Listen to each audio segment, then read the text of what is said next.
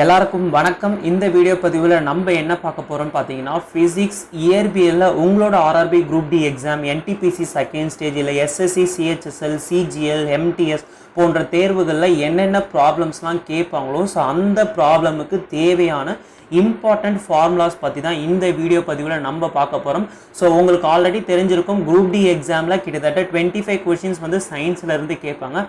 அந்த 25 கொஷின்ஸில் கிட்டத்தட்ட 5லேருந்து 6 கொஷின்ஸ் வந்து எதுலேருந்து கேட்பாங்க அப்படின்னு பார்த்தீங்கன்னா ப்ராப்ளம்ஸ் பேஸ் பண்ண மாதிரி தான் கொஷின்ஸ் வந்து கேட்பாங்க. அதுலேயும் ப்ராப்ளம்ஸ் வந்து கெமிஸ்ட்ரியிலேருந்து அதிக ப்ராப்ளம்ஸ் வந்து கேட்கவே மாட்டாங்க. பிகாஸ் கெமிஸ்ட்ரியில் வந்து 2 முக்கியமான டாபிக், 2 முக்கியமான மாடல் மட்டும்தான் இருக்குது. ஸோ அதை பேஸ் பண்ண மாதிரி தான் ப்ராப்ளம்ஸ் கேட்பாங்க.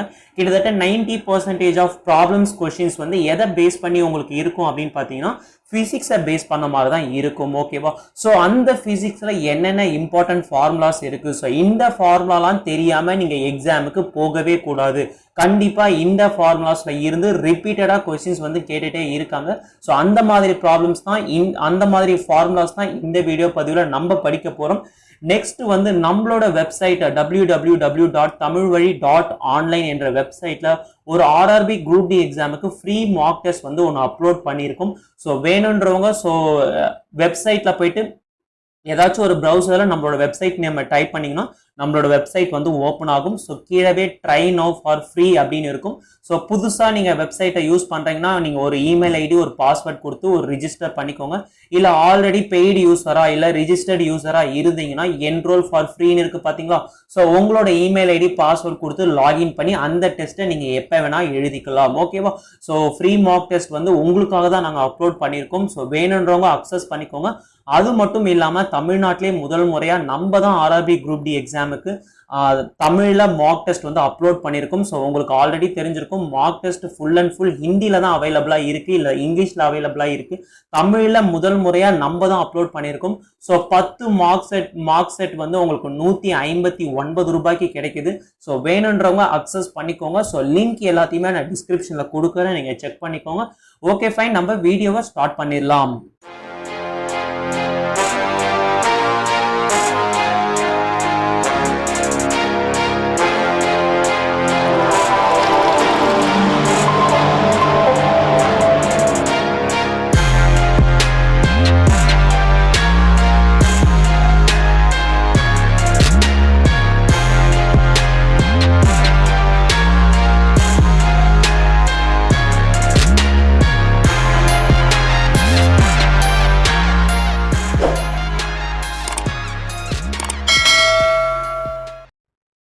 ஓகே, ஃபர்ஸ்ட் நம்ம படிக்க போற ஃபார்முலா என்ன அப்படின்னு பார்த்தீங்கன்னா ஸ்பீடுனா தமிழ்ல வந்து வேகம்னு சொல்லுவாங்க. ஸோ ஸ்பீடுக்கும் வெலாசிட்டிக்கும் ஒரே ரிலேஷன்ஷிப் தான். ஸோ வெலாசிட்டினா தமிழ்ல வந்து திசை வேகம் அப்படின்னு சொல்லுவாங்க, திசை வேகம் அப்படின்னு சொல்லுவாங்க. ஸோ ரெண்டுத்துக்குமே ஒரே ரிலேஷன்ஷிப் அப்படின்றதுனால தான் நான் வந்து ரெண்டுத்துக்குமே ஒரே யூனிட் தான், metre per second, metre per, அதாவது வினாடி, மீட்டர் பர் வினாடின்னு சொல்லுவாங்க. ஸோ ரெண்டுத்துக்குமே ஒரே யூனிட் தான். ஸோ அதுக்கு ஃபார்முலா என்ன அப்படின்னு பார்த்தீங்கன்னா தூரம் டிவைடட் பை காலம், speed is equal to distance divided by time. ஓகேவா? ஸோ இந்த ஃபார்முலாவை பேஸ் பண்ண மாதிரி சிம்பிள் கொஸ்டின்ஸ் கேட்கறதுக்கு நிறையவே வாய்ப்பு இருக்கு. ஸோ அதனால இந்த ஃபார்முலாவை படிச்சு வச்சுக்கோங்க. நெக்ஸ்ட் வந்து அக்சலரேஷன்னா தமிழ்ல வந்து முடுக்கம்னு சொல்லுவாங்க. ஓகே, ஃபர்ஸ்ட் அக்சலரேஷனுக்கு என்ன ஃபார்முலா? ஸோ அக்சலரேஷனோட டெஃபினிஷன் என்ன, முடுக்கத்துக்கு என்ன டெஃபினிஷன்? ஓகேவா? ரேட் ஆஃப் சேஞ்ச் ஆஃப் வெலாசிட்டிங்களா? So change in a velocity. ஓகேவா? Change in a velocity. அது ஏன் ரேட் ஆஃப் அப்படின்னு சொல்றாங்க பார்த்தீங்கன்னா டைமை பொறுத்து வெலாசிட்டி சேஞ்ச் ஆச்சுன்னா ஸோ அதை தான் என்ன சொல்லுவாங்க அப்படின்னு பார்த்தீங்கன்னா அக்சலரேஷன் சொல்லுவாங்களா? ஸோ இந்த சேஞ்ச் இன் வெலாசிட்டி இருக்கு பார்த்தீங்களா, திசை வேகத்தில் ஏற்படும் மாற்றம் இருக்கு பார்த்தீங்களா, அதை தான் நான் இங்க என்ன பண்ணியிருக்கேன் அப்படின்னு பார்த்தீங்கன்னா டெல்டா வி. ஓகேவா? ஸோ திசை வேகத்தில் ஏற்படும் மாற்றத்தை தான் நான் என்ன பண்ணியிருக்கேன் அப்படின்னு பார்த்தீங்கன்னா டெல்டா வி அப்படின்னு மென்ஷன் பண்ணியிருக்கேன். ஸோ அது டைமை பொறுத்து வேறுபடுவதனால அதை வந்து நம்ம என்ன சொல்றோம் அப்படின்னு பார்த்தீங்கன்னா அக்சலரேஷன் அப்படின்னு சொல்லுவோம். தமிழ்ல வந்து முடுக்கம்னு நம்ம சொல்லுவோம். ஓகேவா? ஸோ இதுக்கு என்ன ஃபார்முலா அப்படின்னு பார்த்தீங்கன்னா ஸோ சேஞ்ச் இன் வெலாசிட்டினா என்ன மீனிங், அதாவது திசை வேகத்தில் ஏற்படும் மாற்றம் வந்து எப்படி கண்டுபிடிக்கணும் அப்படின்னு பார்த்தீங்கன்னா முடிந்த வேகம், அதாவது final velocity minus initial velocity, ஆரம்ப திசை வேகம், அதாவது முடிந்த திசை வேகத்தில் இருந்து ஆரம்ப திசை வேகத்தை கழிச்சிங்கன்னா உங்களுக்கு என்ன கிடைக்கும் அப்படின்னு பார்த்தீங்கன்னா திசை வேகத்தில் ஏற்படும் மாற்றம் வந்து கிடைக்கும். அதை டைம் கூட டிவைட் பண்ணினா உங்களுக்கு வந்து அக்சலரேஷன் முடுக்கம் என்பது கிடைக்கும். ஓகேவா? ஸோ யூனிட் அதோட யூனிட் என்ன அப்படின்னு பார்த்தீங்கன்னா ஸோ வெலாசிட்டியோட யூனிட் வந்து என்னன்னு பார்த்தீங்கன்னா மீட்டர் பர் செகண்டுங்களா. ஸோ டைமோட யூனிட் வந்து செகண்டுங்களா. அப்ப இந்த செகண்டும் சேர்ந்து மீட்டர் பர் செகண்ட் ஸ்கொயர்னு இருக்கும். அல்லது இதை எப்படி எழுதலாம் அப்படின்னு பார்த்தீங்கன்னா இந்த செகண்ட் ஸ்கொயர் மேலே போச்சுன்னா s-2 அப்படின்னு மாறிடுமா. ஸோ இது ரெண்டுமே சேம் யூனிட் தான். ஓகேவா? ஸோ இந்த அக்சலரேஷனை பேஸ் பண்ண மாதிரி கண்டிப்பா ஒரு கணக்கு கண்டிப்பா கேட்பாங்க. ஸோ அதனால இதை பார்த்து வச்சுக்கோங்க. ஃபார் எக்ஸாம்பிளுக்கு இந்த கணக்கை பாருங்க.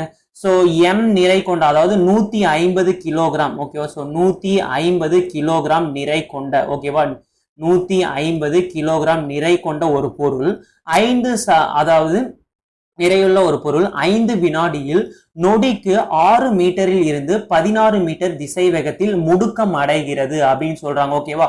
சோ இப்ப இங்க பாருங்க, இதுதான் என்னன்னு பாத்தீங்கன்னா இனிஷியல் வெலாசிட்டி, இதுதான் என்னன்னு பாத்தீங்கன்னா ஃபைனல் வெலாசிட்டி. ஓகேவா? சோ 5 செகண்ட்ல 6 மீட்டர் பர் செகண்ட்ல இருந்து 16 மீட்டர் பர் செகண்டா வெலாசிட்டி வந்து மாறுது. ஓகேவா? சோ சேஞ்ச் இன் வெலாசிட்டினா என்ன? வெலாசிட்டியில் ஏற்படுகின்ற, அதாவது திசை வேகத்தில் ஏற்படுகின்ற மாற்றத்தை தான் நம்ம என்ன சொல்லுவோம், மாற்றத்தை தான் நம்ம என்ன சொல்லுவோம் அப்படின்னு பாத்தீங்கன்னா முடுக்கம், அக்சிலரேஷன் அப்படின்னு சொல்லுவோம். ஓகேவா? சோ இப்ப என்ன கேட்டிருக்காங்க அப்படின்னு பாத்தீங்கன்னா அக்சிலரேஷன் வந்து என்னன்னு கேட்டிருக்காங்க. சோ இங்க வந்து மாஸ் என்பது நமக்கு தேவையே இல்லை, உங்களை குழப்பறதுக்காக தான் அந்த மாஸ் என்பது கொடுக்கப்பட்டிருக்கு. ஓகேவா? சோ இப்ப பாருங்க, சோ நம்ம என்ன கண்டுபிடிக்கணும் அப்படின்னு பாத்தீங்கன்னா அக்சிலரேஷன் வந்து கண்டுபிடிக்கணும், அதாவது முடுக்கம் வந்து என்னன்னு கேட்டிருக்காங்க. சோ முடுக்கத்துக்கான ஃபார்முலா என்ன அப்படின்னு பாத்தீங்கன்னா திசை வேகத்தில் ஏற்படும் மாற்றம் டிவைடட் பை டைமுங்களா. சோ திசை வேகத்தில் ஏற்படும் மாற்றம் வந்து கடைசி வெலாசிட்டியில இருந்து இனிஷியல் வெலாசிட்டி, ஆரம்ப திசை வேகத்தை மைனஸ் பண்ணி டைம் கூட டிவைட் பண்ணீங்கன்னா உங்களுக்கு முடுக்கம் என்பது கிடைச்சிடுமா. ஓகே, இப்ப இங்க பாருங்க, சோ ஃபைனல் வெலாசிட்டி என்பது என்ன, முடிந்த வெலாசிட்டி என்பது 16 மீட்டர் பர் செகண்ட் மைனஸ் ஆரம்ப வெலாசிட்டி எவ்வளோன்னு பாத்தீங்கன்னா 6 metre per second divided by time எவ்வளவு அப்படின்னு பாத்தீங்கன்னா 5 second. So time is equal to 5 second. இப்போ 16ல் 6 போச்சுன்னா 10 டிவைடட் பை 5 அடிச்சிங்கன்னா உங்களுக்கு என்ன கிடைக்கும், 2 கிடைக்குமா. So 2 metre per second square தான் என்னன்னு பார்த்தீங்கன்னா இந்த 150 கிலோகிராம் நிறை உள்ள பொருள் 6 மீட்டர் பர் செகண்டில் இருந்து 16 மீட்டர் பர் செகண்டில் 5 செகண்டில் மாறுபடும் போது எவ்வளவு முடுக்கம் ஏற்படும் அப்படின்னு பார்த்தீங்கன்னா 2 மீட்டர் பர் செகண்ட் முடுக்கம் வந்து ஏற்படும். ஸோ இந்த முடுக்கம் சார்ந்த கேள்வி வந்து ரொம்பவே இம்பார்ட்டன்ட், உங்களோட எக்ஸாம்ல அடிக்கடி இதுல வந்து கொஸ்டின்ஸ் வந்து கேட்டிருக்காங்க. ஓகேவா? ஸோ நெக்ஸ்ட் நம்ம படிக்க போற இம்பார்ட்டன்டான ஃபார்முலா என்ன அப்படின்னு பாத்தீங்கன்னா ஸோ இதுவுமே ரொம்ப ரொம்ப இம்பார்ட்டன்டான ஃபார்முலா. ஸோ இங்க கொடுக்கப்பட்ட எல்லா ஃபார்முலாவும் இம்பார்ட்டன்டான ஃபார்முலா தாங்க. ஏன்னு கேட்டீங்கன்னா ஸோ பிசிக்ஸ்ல நிறைய ஃபார்முலாஸ் இருக்கு. ஸோ எல்லா ப்ராப்ளம்ஸையும் நான் இங்க கொண்டு வரல, உங்களோட எக்ஸாம் பாயிண்ட்டுக்கு என்னென்னலாம் இம்பார்ட்டன்ட்டோ அதை மட்டும் தான் நான் இங்க கொண்டு வந்திருக்கேன். ஸோ இங்க பாக்குற அனைத்து ஃபார்முலாவுமே ரொம்ப ரொம்ப இம்பார்ட்டன்ட் தான். ஸோ இதுலயுமே நீங்க ஸ்கிப் பண்ணிலாம் படிக்காதீங்க, இதுல உள்ள எல்லா ஃபார்முலாவும் கண்டிப்பா படிச்சுட்டு போங்க. ஓகேவா? ஸோ இப்ப படிக்க போற ஃபார்முலா என்ன அப்படின்னு பாத்தீங்கன்னா உந்தம்.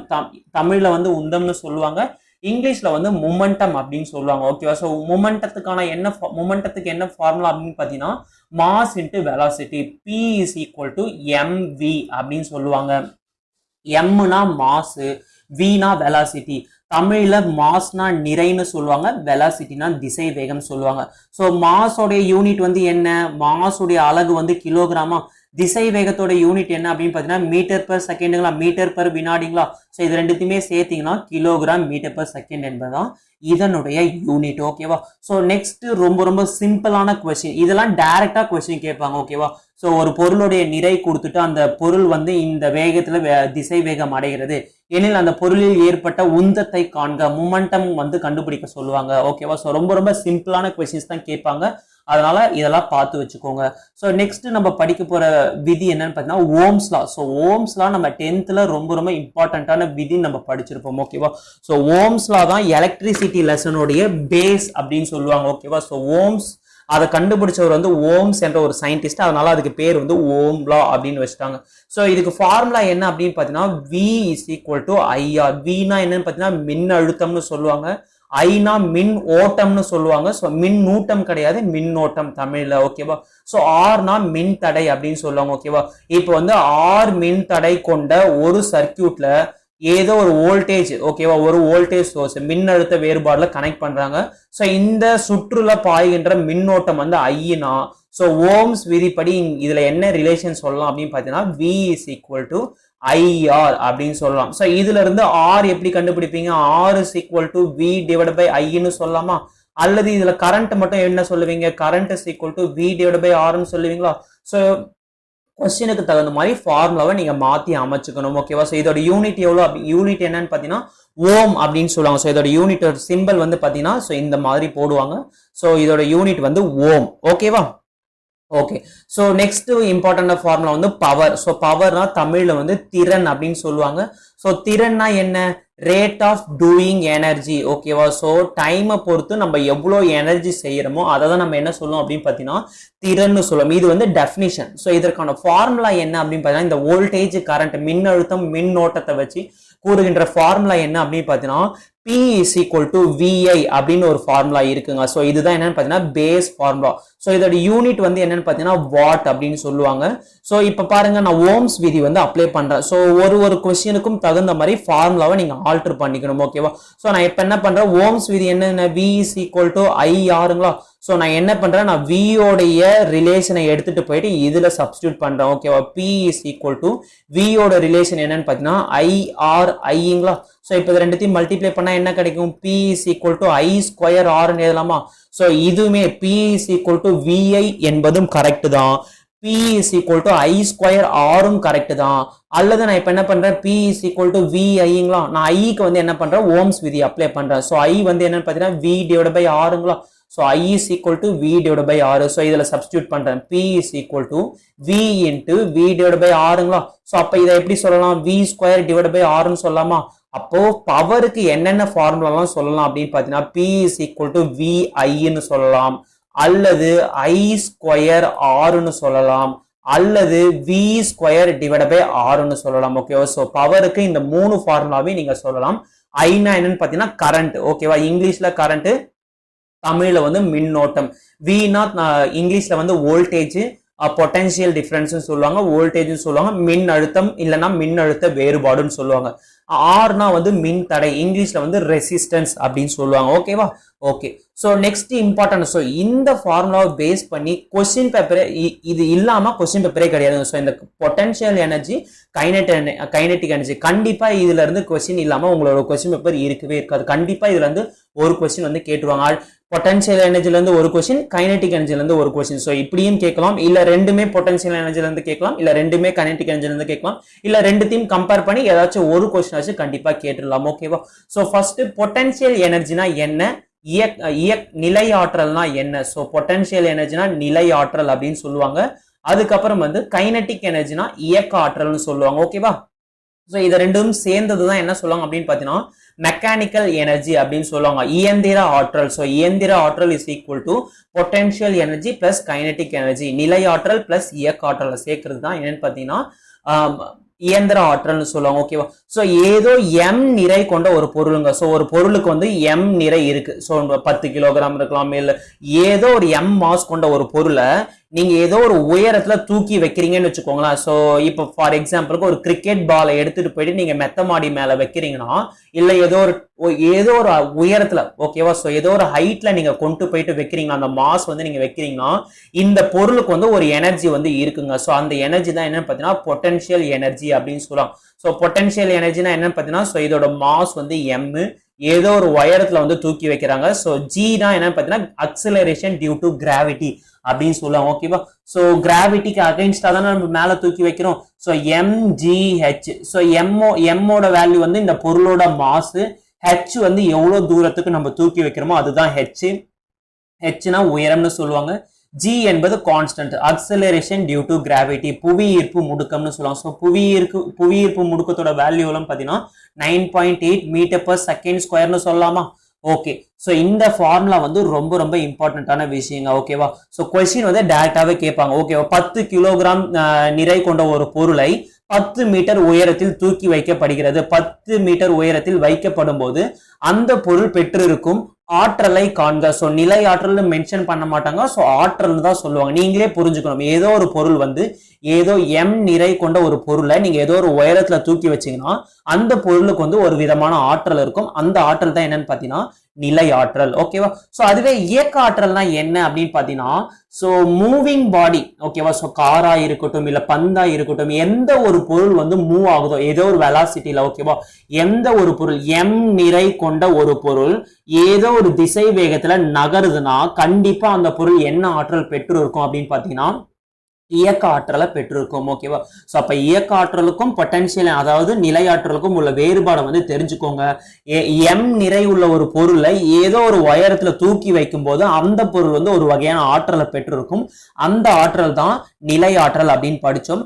அதுவே m நிறை கொண்ட ஒரு பொருள் ஏதோ ஒரு திசை வேகத்துல நகர்கிறதுனா, ஓகேவா, சோ அந்த பொருள் வந்து இயக்க ஆற்றலை வந்து பெற்று இருக்கும். ஓகேவா? So energy associated with moving body. ஓகேவா? சோ நகர்கின்ற பொருள்களில் இருக்கின்ற ஆற்றலை தான் நம்ம என்ன சொல்லுவோம் அப்படின்னு பாத்தீங்கன்னா இயக்க ஆற்றல் அப்படின்னு சொல்லுவோம். சோ இயக்க ஆற்றலுக்கான ஃபார்முலா என்னன்னு பாத்தீங்கன்னா ½ into mv². சோ ரொம்ப ரொம்ப ரொம்ப இம்பார்ட்டன்டான ஃபார்முலாங்க. ஓகேவா? சோ ஒரு 150 கிலோகிராம் நிறையுள்ள, ஓகேவா, சோ 150 கிராம் நிறையுள்ள ஒரு கார். ஓகேவா? சோ ஒரு கார் வந்து என்ன பண்ணுது அப்படின்னு சொல்லிட்டாங்கன்னா ஏதோ ஒரு சீரான திசை வேகத்தில், எல்லாமே திசை வேகம் சொல்றாங்க, 50 மீட்டர் பர் செகண்ட். ஓகேவா? சோ மீட்டர் பர் செகண்ட்ல நகர்கிறது எனில் அந்த கார் பெற்று இருக்கும் இயக்க ஆற்றலை காண்க அப்படின்னு கேட்பாங்க. சோ நம்ம கிட்ட மாசும் இருக்கு, வெலாசிட்டியும் இருக்கு. சோ அதை இதுல சப்ஸ்டியூட் பண்ணி இயக்க ஆற்றலை கண்டுபிடிக்க வேண்டியதுதான். ஓகேவா? சோ இது வந்து ரொம்ப ரொம்ப இம்பார்ட்டன்ட். இது வந்து எதுல அப்ளை ஆகும் பாத்தீங்கன்னா நியூட்டனின் இரண்டாம் விதி. சோ நியூட்டனின் செகண்ட் லா என்னன்னு பாத்தீங்கன்னா force is equal to mass into acceleration. ஓகேவா? சோ இதுவுமே நியூட்டனின் இரண்டாம் விதியில தான் வரும். அதுக்கப்புறம் முந்தம் இருக்கு பாத்தீங்கன்னா P is equal to mass into velocity இருக்கு பாத்தீங்களா, இதுவுமே உங்களுக்கு எதுல தான் வரும் அப்படின்னு பாத்தீங்கன்னா நியூட்டனின் இரண்டாம் விதியில தான் வரும். ஓகேவா? சோ இத பேஸ் பண்ண மாதிரி டைரக்டாவே क्वेश्चन நிறைய டைம் கேட்டிருக்காங்க. So force is equal to mass into acceleration, விசை is equal to நிறை into முடுக்கம். ஓகேவா? ஓகே. சோ நெக்ஸ்ட் வந்து இயக்க ஆற்றலுக்கும் உந்தத்துக்கும் உள்ள வேறுபாடு, உள்ள தொடர்பு என்னன்னு கேட்டிருக்காங்க. ஓகேவா? So relationship between the kinetic energy and momentum. ஓகேவா? சோ இயக்க ஆற்றல், கைனெட்டிக் எனர்ஜினா என்ன, இயக்க ஆற்றலுங்க. சோ இயக்க ஆற்றலுக்கான ஃபார்முலா என்னன்னு பாத்தீங்கன்னா ½ into mv²ங்களா. சோ உந்தத்துக்கான ஃபார்முலா என்னன்னு பாத்தீங்கன்னா P is equal to mvங்களா. சோ நான் இப்ப என்ன பண்றேன், சோ கைனெட்டிக் எனர்ஜியோட ஃபார்முலா என்னன்னு பாத்தீங்கன்னா ½ into mv²ங்களா. நான் இப்ப என்ன பண்றேன், மேலையும் கீழையும் m ஆல மல்டிப்ளை பண்றேன். சோ இப்ப இது என்ன, இது ரெண்டுமே அடிஞ்சு மேல m மல்டிப்ளை பண்ணீங்கன்னா கீழையும் m மல்டிப்ளை பண்ணணும். சோ ஈக்குவேஷன் பேலன்ஸ் ஆகுது. இது ரெண்டுமே கான்ஸ்டன்ட். அதனால தான் நான் என்ன பண்றேன் அப்படின்னு பாத்தீங்கன்னா மேலையும் கீழையும் ஒரு m வந்து நான் மல்டிப்ளை பண்றேன். இப்ப என்ன பண்றேன், 1 into m. So m into m m². So m² v² divided by 2 into m வந்து 2mங்களா. சோ இப்போ என்ன பண்ணுங்க, m into v வந்து என்னன்னு பாத்தீங்கன்னா pங்களா. அப்ப இங்க m² v² இருக்கு. அப்ப mv whole square எழுதலாமா, divided by 2mங்களா. சோ mv கான ஃபார்முலா என்னன்னு பாத்தீங்கன்னா pங்களா. சோ உந்தத்துக்கான ஃபார்முலா தான் mv. சோ அப்ப p² divided by 2m ன்னு எழுதலாமா. அப்ப கைனெட்டிக் எனர்ஜி எப்படி எழுதலாம் அப்படின்னு பாத்தீங்கன்னா p² divided by 2m. ஓகேவா? அதாவது இயக்க ஆற்றலுக்கும் உந்தத்துக்கும் உள்ள தொடர்பு என்னன்னு கேட்டாங்கன்னா p² divided by 2m is equal to kinetic energy நீங்க போடணும். ஓகேவா? சோ ரொம்ப ரொம்ப இம்பார்ட்டன்டான ரிலேஷனுங்க. இத பேஸ் பண்ணி கண்டிப்பா क्वेश्चंस வந்து கேட்பாங்க. நிறைய டைம் உங்களோட எக்ஸாம்ல கேட்டிருக்காங்க. ஓகேவா? ஓகே. சோ இது ரொம்ப ரொம்ப இம்பார்ட்டன்ட்டுங்க. ஓகேவா? சோ ரொம்ப ரொம்ப ரொம்ப ஈக்குவேஷன் ஆஃப் அ மோஷன்.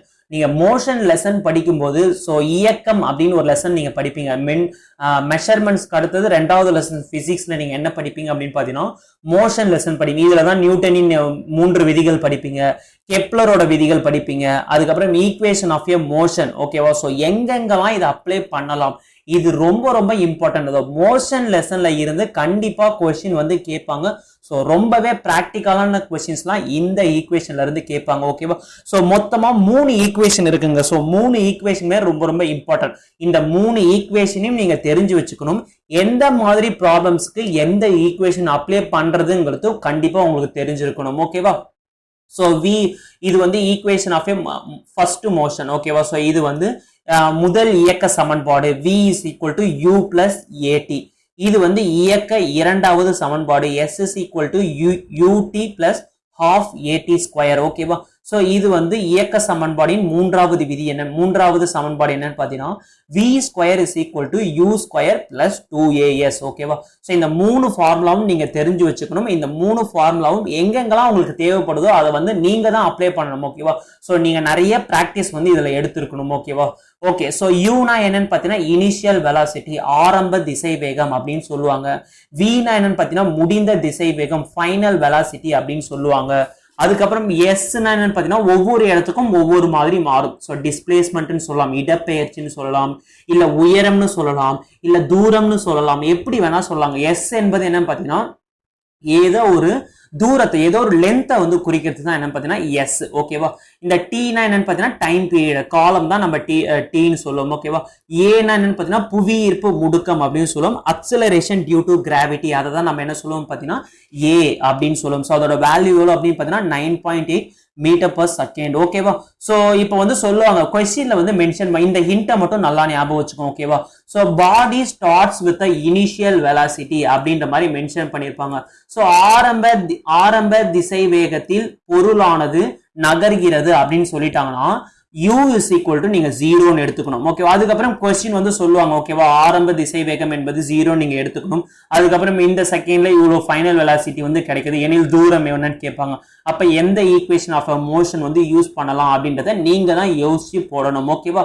அதுக்கப்புறம் வந்து கொஸ்டின்ல வந்து பாடி ஸ்டாப்ஸ் ஆஃப்டர் சம் டைம். ஓகேவா? அதாவது பாடி ஸ்டார்ட் வித் பாடி இல்லைனா ஆப்ஜெக்ட். ஓகேவா? ஏதோ ஒரு பொருள் வந்து ஸ்டார்ட்ஸ் வித் இனிஷியல் வெலாசிட்டி, ஆரம்ப திசை வேகத்தில் நகர்கிறது அப்படின்னு சொன்னானோ இனிஷியல் வெலாசிட்டி, அதாவது u என்பது 0 நீங்க எடுத்துக்கணும்.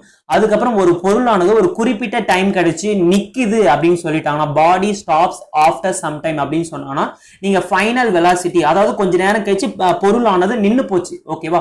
ஏதோ ஒரு திசை வேகத்துல இப்ப ஃபார் எக்ஸாம்பிளுக்கு a car is running at a 50 meter per second velocity. ஓகேவா?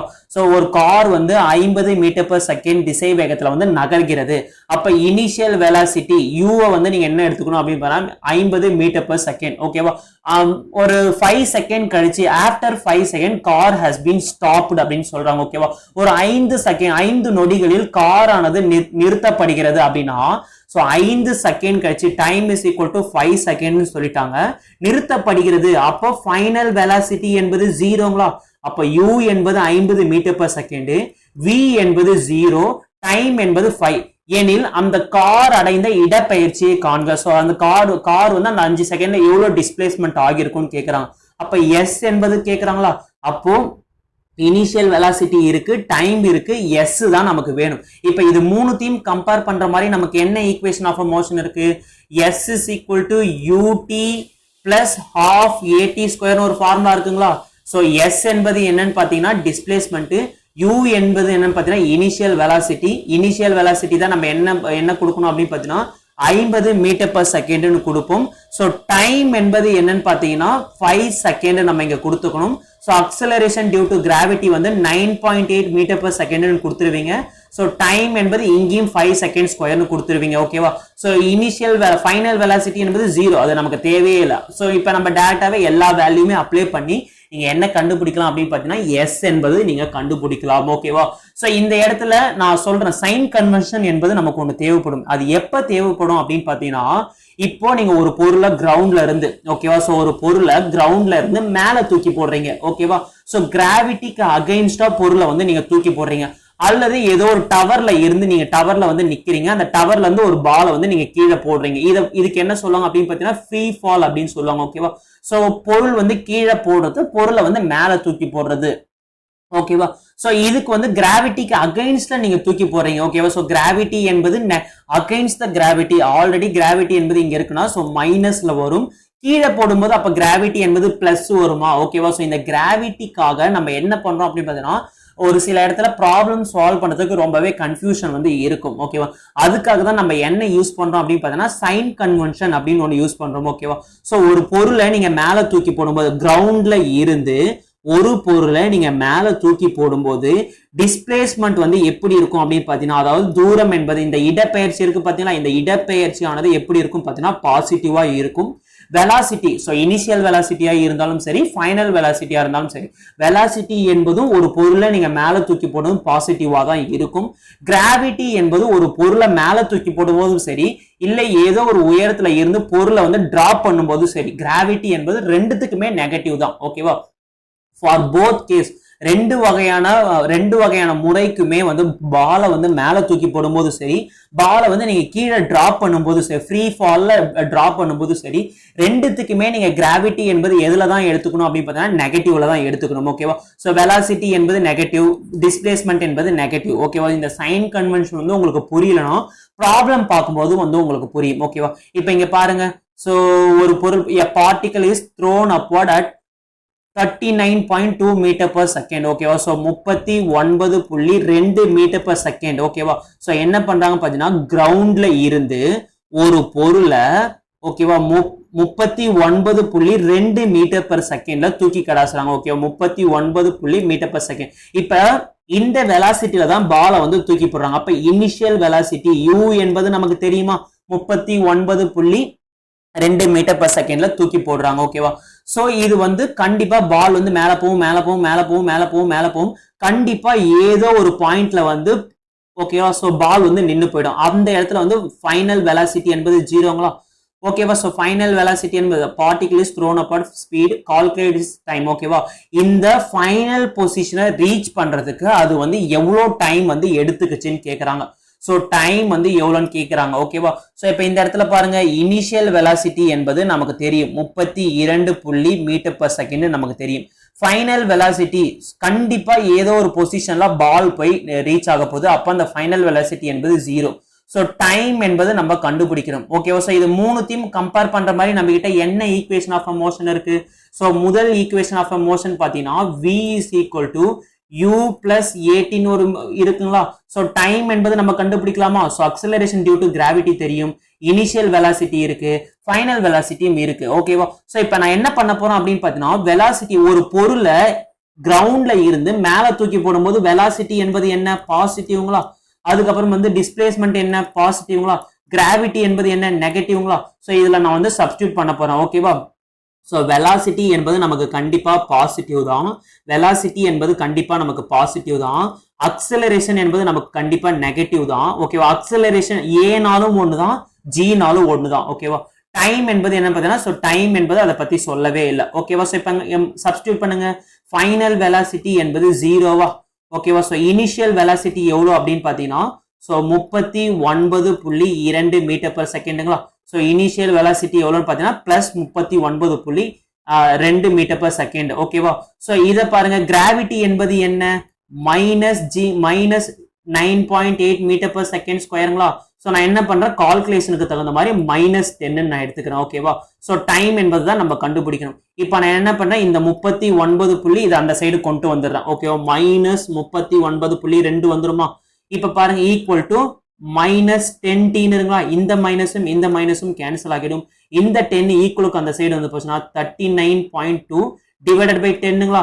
சோ இதை சால்வ் பண்ணீங்கன்னா 3.92 கிடைக்குங்களா. சோ அப்போ அப்ராக்சிமேட்டா நமக்கு எது ஆன்சர் பாத்தீங்கன்னா இந்த 4. ஓகேவா? சோ 4 தான் நமக்கு வந்து மிக சரியான விடை. ஓகேவா? ஓகேவா? சோ இல்லைன்னா நீங்க டைரக்டாவே நீங்க என்ன பண்ணலாம் அப்படின்னு பாத்தீங்கன்னா 39.2 ஓகேவா. So 9.8 metre per second solve பண்ணி பாருங்க. உங்களுக்கு எந்த ஆப்ஷன் கரெக்டா வருதோ அந்த ஆப்ஷன்ல செக் பண்ணுங்க. ஸோ இந்த சைன் கன்வென்ஷன் என்பது ரொம்பவே இம்பார்ட்டன்டான விஷயங்க. ஸோ அதனால பார்த்துக்கோங்க. கண்டிப்பா நம்ம மோஷன் லெசன் படிக்கும் போது இந்த ப்ராப்ளமை நம்ம டீடைல்டா டிஸ்கஸ் பண்ணலாம். ஓகேவா? ஓகே. ஸோ புவி ஈர்ப்பு முடுக்கம். ஸோ புவி ஈர்ப்பு முடுக்கத்துக்கான வேல்யூ எவ்வளோ அப்படின்னு பார்த்தீங்கன்னா 9.8 மீட்டர் per செகண்ட் ஸ்கொயருங்களா. ஸோ இதை வந்து ஏன்னு சொல்லுவாங்க, இல்ல ஜின்னு சொல்லுவாங்க, எப்படி வேணா சொல்லலாம். ஓகேவா? ஸோ இதோட ஃபார்முலா என்ன அப்படின்னு பார்த்தீங்கன்னா capital G into mass of a earth. ஓகேவா? ஸோ நீங்க எந்த இடத்துல புவி ஈர்ப்பு முடுக்கம் கண்டுபிடிக்கிறீங்களோ இந்த பிளாங்க்ஸ் கான்ஸ்டன்ட் என்பது இந்த கிராவிடேஷனல் கான்ஸ்டன்ட் என்பது மாறவே மாறாது. 6.626 இன்ட்டு 10⁻11 நினைக்கிறேன். ஓகேவா? ஸோ இந்த கான்ஸ்டன்ட் என்பது மாறவே மாறாது. Into mass of Earth. ஓகேவா? ஸோ எர்த்துடைய மாஸ், எர்த்துடைய ரேடியஸ். இப்ப சப்போஸ் நீங்க நிலாவுடைய மூணுடைய கிராவிடேஷனல் அக்சலரேஷன் கண்டுபிடிக்கிறீங்கன்னா G into M divide by R ஸ்கொயருங்களா. நிலாவுடைய ரேடியஸ் ஆரம், நிலாவுடைய நிறை அங்க இருக்கிற எல்லா இடத்துலயுமே இந்த கிராவிடேஷனல் யூனிவர்சல் கிராவிடேஷனல் கான்ஸ்டன்ட் வந்து மாறவே மாறாது. இதை யார் கண்டுபிடிச்சா அப்படின்னு பாத்தீங்கன்னா நியூட்டன் தான் இதை பத்தி முதல்ல சொன்னாரு. இந்த வேல்யூவை முதல்ல யார் கொடுத்தவர் அப்படின்னு பாத்தீங்கன்னா ஹென்ரி கெபாண்டிஷ் என்பவர் தான் இதை கொடுத்தாரு. ஓகேவா? ஸோ 9.8 மீட்டர் per செகண்ட் ஸ்கொயர்ன்றதை மட்டும் ஞாபகம் வச்சுக்கோங்க. நெக்ஸ்ட் வந்து வெயிட்டுக்கான ஃபார்முலா என்ன? ஸோ வெயிட்டுக்கான யூனிட் என்ன அப்படின்னு பாத்தீங்கன்னா நியூட்டன். ஓகே, ஸோ வெயிட்டுக்கான யூனிட் வந்து என்ன பார்த்தீங்கன்னா நியூட்டன். ஓகேவா? ஏன் நியூட்டன் அப்படின்னு பார்த்தீங்கன்னா so force is equal to mass into acceleration. நம்ம ஜி என்பது என்ன சொல்லலாம்? எம் இன்ட்டு ஏன்னு சொல்லலாமா? அப்போ இது ஃபோர்ஸுக்கு ஈக்குவலாக தானே இருக்கு. அப்போ ஃபோர்ஸுக்கான யூனிட் வந்து நியூட்டன். அப்போ எடையும் நீங்க என்ன சொல்லலாம் அப்படின்னா நியூட்டன் அப்படின்னு சொல்லலாம். ஓகேவா? ஓகே, ஸோ இது வந்து ரொம்ப ரொம்ப இம்பார்ட்டண்டான வேறு ஒரு விஷயங்க. ஓகேவா? நான் என்ன பண்றேன், கிரவுண்ட்ல இருந்து ஒரு ஃபுட்பாலை கிக் அடிக்கிறேன். ஓகேவா? ஸோ ஃபுட்பால் வந்து எப்படி போகும்? ஸோ இந்த மாதிரி தானே போகும். ஸோ ஒரு ப்ரொஜெக்டைல் ரீஜியன்ல தானே போகும். ஸோ இந்த மாதிரி இன்க்ளைண்டா மேலே போயிட்டு ஏதோ ஒரு பாயிண்ட்ல மேக்ஸிமம் ஹைட்டை வந்து ரீச் பண்ணுமா? திரும்ப குறைஞ்சு என்ன ஆகும் பார்த்தீங்கன்னா ஏதோ ஒரு இடத்துல போய் விழுந்துரும். ஓகேவா? ஸோ இது கவர் பண்ண தூரம் இருக்கு பார்த்தீங்கன்னா அந்த தூரத்தை தான் என்ன சொல்லுவாங்க அப்படின்னு பார்த்தீங்கன்னா ரேஞ்ச் அப்படின்னு சொல்லுவாங்க. தமிழ்ல வந்து வீச்சு இல்ல தூரம் எப்படி வேணா சொல்லுவாங்க. ஓகேவா? சோ அதோட மேக்ஸிமம் பாயிண்ட் இருக்கு பாத்தீங்களா? சோ மேக்ஸிமம் ஹைட் இருக்கு பாத்தீங்களா? அதை தான் என்ன சொல்லுவாங்க அப்படின்னு பாத்தீங்கன்னா ஹைட், உயரம்னு சொல்லுவாங்க. சோ பாலை நீங்க எட்டி உதைக்கும் போது அதோட இனிஷியல் வெலாசிட்டி வந்து எவ்வளவு இருக்கும்?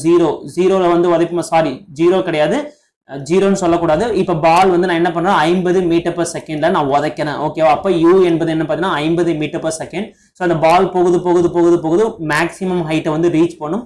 ஸோ வருது மேக்ஸிமம் ரேஞ்சை வந்து ரீச் பண்ணும். இந்த பாயிண்ட் வந்து மேக்ஸிமம் ரேஞ்சு, இந்த பாயிண்ட் வந்து மேக்ஸிமம் ஹைட்டு. ஓகேவா? ஸோ இந்த பால் வந்து எவ்வளோ நேரம் வந்து இந்த மேக்ஸிமம் ரேஞ்சை அடையறதுக்கு எடுத்துக்கிச்சோ அதை தான் நம்ம என்ன சொல்லுவோம் அப்படின்னு பார்த்தீங்கன்னா டைம் பீரியட் அப்படின்னு சொல்லுவோம். ஓகேவா? ஸோ இது மூணுத்துக்குமே ஒரு வகையான ஃபார்முலா இருக்கு. ஸோ ரேஞ்சுக்கான ஃபார்முலா என்ன அப்படின்னு பார்த்தீங்கன்னா u square sin 2 theta divided by g. g தான் என்னன்னு பார்த்தீங்கன்னா 9.8 மீட்டர் per செகண்ட் ஸ்கொயருங்களா? ஸோ டைம் பீரியட் கண்டுபிடிக்கிறதுக்கான என்ன ஃபார்முலா? அதாவது maximum time to reach the maximum range. ஓகேவா? அதிகபட்ச தூரத்தை அடைவதற்கு எடுத்துக்கொண்ட காலம் எவ்வளவு அப்படின்னு பார்த்தீங்கன்னா 2u sin theta divided by g. ஓகேவா? சோ அதிகபட்ச உயரம். ஓகேவா? சோ அதிகபட்ச உயரம் எவ்வளவு எடுத்துக்கும் அப்படின்னு பாத்தீங்கன்னா u square sin square theta divided by 2g. ஓகேவா? சோ ரொம்ப ரொம்ப இம்பார்ட்டன்டான ஃபார்முலாங்க. கண்டிப்பா இதுல இருந்து ப்ரொஜெக்ஷன்ல இருந்து கண்டிப்பா கொஸ்டின் வந்து கேட்பாங்க. ஓகேவா? சோ ஃபார்முலாவோட கடைசி டாபிக்கு நம்ம வந்தாச்சு. ஸோ இதுவுமே ரொம்ப ரொம்ப இம்பார்ட்டன்ட்டுங்க. ஓகேவா? ஸோ ஒரு ரெசிஸ்டன்ஸ்னா தமிழ்ல வந்து மின்தடை அப்படின்னு சொல்லுவாங்க. ஓகேவா? ஸோ ஏதோ ஒரு சர்க்கியூட் இருக்கு. ஸோ இந்த மாதிரி ஒரு சர்க்கியூட் இருக்கு. ஓகேவா? ஸோ இங்க வந்து ஒரு வோல்டேஜ் மின்னழுத்தம்ல கனெக்ட் பண்ணிருப்பாங்க. இப்போ இங்க என்ன பண்றாங்க அப்படின்னு பாத்தீங்கன்னா இங்க ஒரு ரெசிஸ்டன்ஸ், இங்க ஒரு மின்தடை, இங்க வந்து ஒரு மின்தடை, இங்க வந்து ஒரு மின்தடை. ஸோ மின்தடைய தொடர்ச்சியா ஒரு சுற்றுல கனெக்ட் பண்ணாங்கன்னா இந்த மூன்று மின்தடைக்கும் நிகரான ஒரு மின்தடை எவ்வளவு அப்படின்னு பாத்தீங்கன்னா சோ ஆர் ஈக்குவலன்ட். இந்த மூன்று மின்தடைக்கும் இந்த மூன்று மின்தடையும் எடுத்துட்டு தனித்தனியா ஒரு ஓமுன்னு போடாம. சோ இப்ப பாத்தீங்கன்னா இது வந்து 1 ஓம், இது வந்து 1 ஓம், இது வந்து 1 ஓம். சோ தனித்தனியா 1 ஓம் ரெசிஸ்டர்னு போடாம இதுக்கு நிகரான ஒரு ரெசிஸ்டன்ஸ் தான் பாத்தீங்கன்னா 1 ஓம் பிளஸ் 1 ஓம் பிளஸ் 1 ஓம் மூணுத்தையும் கூட்டினீங்கன்னா 3 ஓமுங்களா?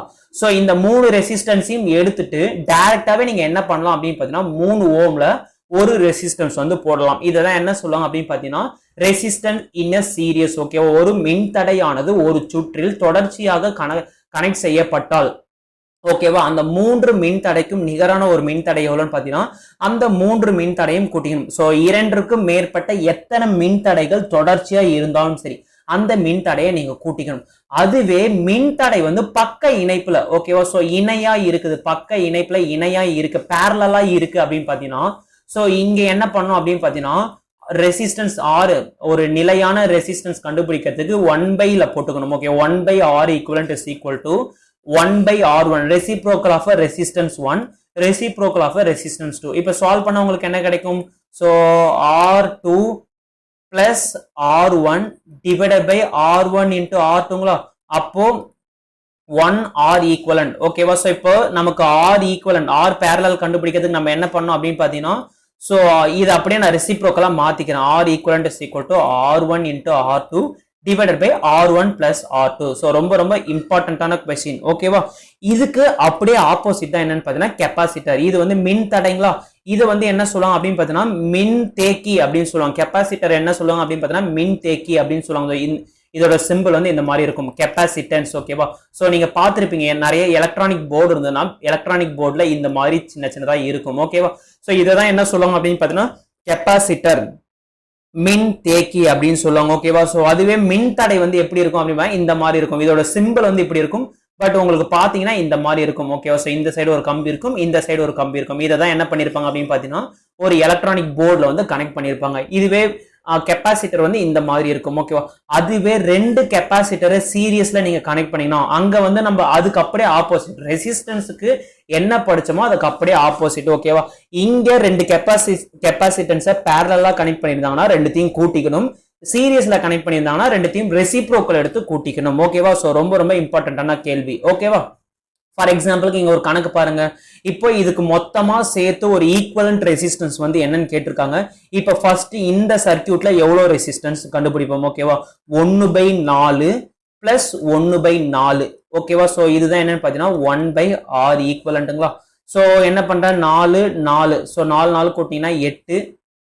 ரெண்டுமே சாரி பேஸ் என்பது ஈக்குவலா தான் இருக்கு. அப்ப என்ன பண்ணலாம், மேல உள்ளது அப்படியே கூட்டிக்கலாமா. சோ 2/4ங்களா. சோ அடிச்சீங்கன்னா 1/2ங்களா. ஓகே. சோ இப்போ இந்த ரெண்டு ரெசிஸ்டன்ஸை எடுத்துட்டு நீங்க என்ன பண்ணலாம் அப்படின்னு பாத்தீங்கன்னா டைரக்டாவே ஒரு 1/2 ஓம்ல ஒரு ரெசிஸ்டன்ஸ் வந்து கனெக்ட் பண்ணிக்கலாம். இப்ப இங்க பாருங்க, இதை என்ன பண்ணணும், ஒரு ரெசிஸ்டன்ஸ் தான் மாத்தணும். 1/9 பிளஸ் 1/9 பிளஸ் 1/9. ஓகேவா? சோ இங்க என்ன பண்ண போறோம், சாரி இது என்ன பண்ணும், இது 1/R ஈக்குவலன்ட்ல இருக்குங்களா. இப்ப என்ன பண்ணும், இது ரெசிப்ரோக்கலா மாத்தணும். ஓகேவா? சோ ஏன்னா இது வந்து ரெசிப்ரோக்கலா இருக்கு, நமக்கு R ஈக்குவலன்ட் கிடைக்க என்ன பண்ணும் அப்படின்னு பார்த்தீங்கன்னா 2 ஓம். ஸோ ரெண்டு ரெசிஸ்டன்ஸை 4 ஓம் கொண்ட ரெண்டு மின்தடையை நீங்க பேரலா கனெக்ட் பண்றதுக்கு டைரக்டாவே நீங்க என்ன பண்ணலாம் அப்படின்னு பார்த்தீங்கன்னா 2 ஓம்ல ஒரு ரெசிஸ்டன்ஸ் வந்து கனெக்ட் பண்ணிடலாம். ஓகேவா? இப்ப இங்க பாருங்க, பேஸ் என்பது ஈக்குவலா இருக்கு. அப்ப மேல உள்ளதை நம்ம அப்படியே கூட்டிக்கலாமா. சோ 3/9 வருமா, அடிச்சீங்கன்னா 1/3. அப்ப இதோட ஆர் ஈக்குவலன்ட் எவ்வளவுன்னு பாத்தீங்கன்னா 3 ஓம்ங்களா. சோ இதை அப்படியே ரெசிப்ரோக்கலா மாத்திக்கணும். அப்ப இந்த மூணுத்துக்கும் சேர்த்த மாதிரி ஒரு ரெசிஸ்டன்ஸ் எவ்வளவு அப்படின்னு பாத்தீங்கன்னா 3 ஓம். ஓகேவா? சோ இப்ப பாருங்க, இங்க ஒரு ரெசிஸ்டன்ஸ், இங்க ஒரு ரெசிஸ்டன்ஸ் வந்து சீரியஸ்ல இருக்கு. ஓகேவா? அப்ப இது ரெண்டுத்தையும் கூட்டினீங்கன்னா உங்களுக்கு என்ன கிடைக்கும், 5 ஓம் கிடைக்குமா. அப்போ இந்த மொத்த ரெசிஸ்டன்ஸ், இந்த மொத்த மின் தடையும் எடுத்துட்டு நீங்க என்ன பண்ணலாம் அப்படின்னு பாத்தீங்கன்னா டைரக்டாவே 5 ஓம்ல ஒரு ரெசிஸ்டன்ஸ், ஒரு மின் தடையை கனெக்ட் பண்ணி ஒரு சர்க்யூட்டை நீங்க கனெக்ட் பண்ணிடலாம். ஓகேவா? சோ ஆப்ஷன் நம்பர் ஏ தான் கரெக்டான ஆன்சர். ஓகேவா? ஸோ நம்ம மேக்சிமம் வந்து எல்லா ப்ராப்ளம்ஸுக்கும் தேவையான ஃபார்முலாஸ் வந்து நம்ம கவர் பண்ணியாச்சு, டீடைல்டாவே நம்ம கவர் பண்ணியாச்சு. ஸோ ஏதாச்சும் டவுட் இருந்ததுன்னா கமெண்ட் செக்ஷன்ல உங்களோட கமெண்ட்டை லீவ் பண்ணுங்க, நான் கண்டிப்பா எல்லாத்துக்குமே ஆன்சர் பண்றேன். ஸோ இந்த வீடியோ பதிவு ரொம்பவே முக்கியமான விஷயம். ஓகேவா? ஸோ இந்த வீடியோ பதிவு அதுக்கப்புறம் வந்து ஒரு டாப் 25 கொஸ்டின்ஸ் வந்து நம்ம போட்டிருக்கோம். ஓகேவா? கணக்குல. ஸோ அந்த வீடியோ பதிவு ரொம்ப ரொம்ப இம்பார்ட்டன்ட். அதுக்கப்புறம் பீரியாடிக் டேபிள் வந்து நம்மளோட சேனல் அப்லோட் பண்ணியிருக்கோம், அதுவுமே ரொம்ப ரொம்ப இம்பார்ட்டன்ட். ஓகேவா? ஸோ அதுக்கப்புறம் மெஷர்மெண்ட்ஸ் போட்டிருக்கோம், அதுல இருந்து ஒரு கொஸ்டின்ஸ் வந்து கேட்பாங்க. ஸோ இதுல இருந்தெல்லாம் கண்டிப்பா செலக்டட் டாபிக் நீங்க சூஸ் பண்ணி படிச்சாலே நிறைய மார்க் வந்து உங்களால சயின்ஸ்ல வந்து எடுக்க முடியும். அதனால தயவு செஞ்சு ப்ராப்ளம்ஸை மட்டும் ஸ்கிப் பண்ணிடாதீங்க. ரொம்பவே ஈஸியா, ரொம்பவே டைரக்ட் கொஸ்டின்ஸ் எல்லாம் கேட்பாங்க, ஈஸியா மார்க் வாங்கிட்டு போயிடலாம். ஓகேவா? சோ மத்தவங்களை விட நீங்க வந்து ஒரு படி மேல இருக்கணும். ஓகேங்களா? சோ மத்தவங்களை விட நீங்க அதிக மார்க் எடுக்கணும்னா நீங்க கண்டிப்பா ப்ராப்ளம்ஸ் என்பது அட்டன் பண்ணி ஆக வேண்டும். ஓகேவா? சோ இந்த வீடியோ பதிவு வந்து எல்லாருக்குமே பிடிச்சிருக்கும் நான் நம்புறேன். சோ பிடிச்சிருந்தா லைக் பண்ணுங்க, ஷேர் பண்ணுங்க, கமெண்ட் பண்ணுங்க. முடிஞ்ச அளவுக்கு நம்ம சேனலை சப்ஸ்கிரைப் பண்ணி உங்களோட சப்போர்ட்டை எங்களுக்கு தாங்க. Okay fine, thank you. நம்ம நெக்ஸ்ட் வீடியோல பார்க்கலாம்.